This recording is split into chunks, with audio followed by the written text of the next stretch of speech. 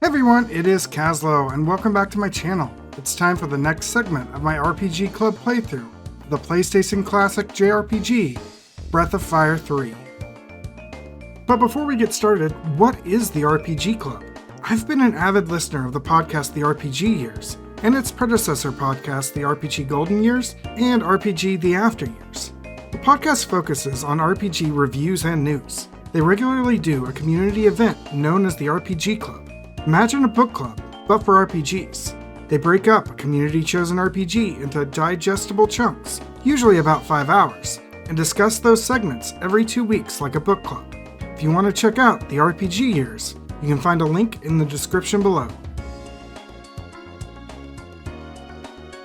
At the end of the last section, Gar had revealed his goal to kill Ryu as the last remaining member of the dragon race, the Brood, and Ryu transforming into a dragon flying away. The section starts with a return to the Dwana mines, where the game originally began. It appears a familiar dragon has returned to the mine, and Gar is there to investigate.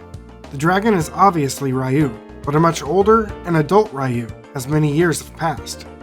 Gar apologizes for his actions, explaining that he wants to talk to his god to see why they are tasked with taking out the dragons. The duo work their way out of the mines before they're confronted by a zombie dragon who wants Ryu to kill Gar. After defeating the dragon, a winged woman appears, explaining the zombie was not a true dragon, but Ryu is, then grants him the fusion gene. Once out of the mine, the duo head for Angel Tower, but along the way run into a feral-like creature who quickly runs away. When the duo get to McNeil, Windia officials have blocked the road as they're investigating the mayor of McNeil for wrongdoing. Stopping in McNeil for the night, the duo learn of a tiger who's been terrorizing the area.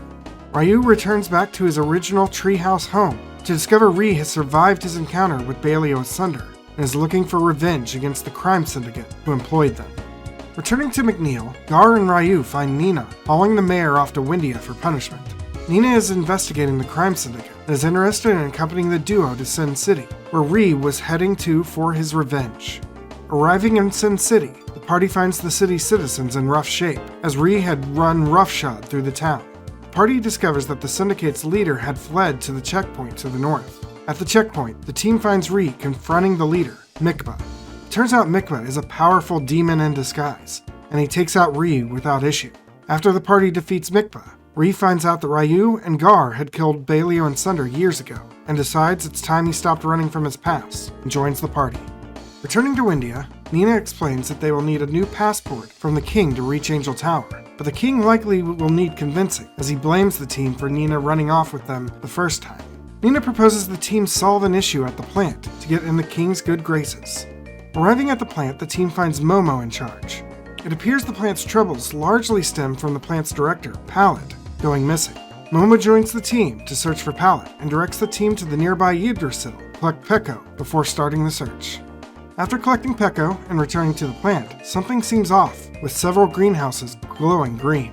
After Peko breaks a few windows, they vent out some green gas, and the main facility starts venting the same gas as well. Inside the facility, the party finds a secret entrance to a high-tech facility. Deep in the facility, the team finds Pallet, who has been creating the mutations in an attempt to resurrect his dead mother. After defeating a new mutant, the team flushes the plant's system, resolving the issues at the plant. With this resolved, the team returns to Windia to get their passport, but Nina only allows Ree to accompany her, as everyone else was associated with Nina's escape as a child. After thanking Ree for his help at the plant, the king awards Ree with the requested passport. However, someone in the castle recognizes Ree as an associate of Ryu, sending the royalty into a frenzy.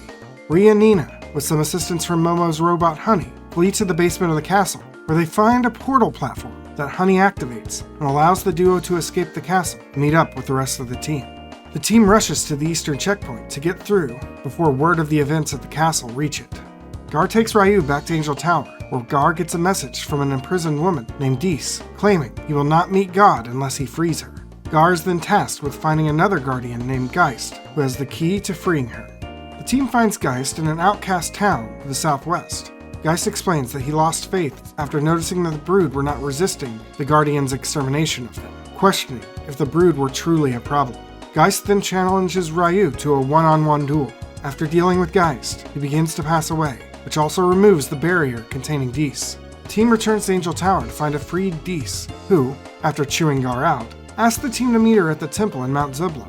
At the temple, Gar and Ryu are teleported to a spiritual realm with a now serpentine Dees. Dees opens Ryu's inner eye, allowing a beam of light pointing to where they will find God, somewhere far to the north, across the ocean. Now to find a boat. And that's where we leave off for this section.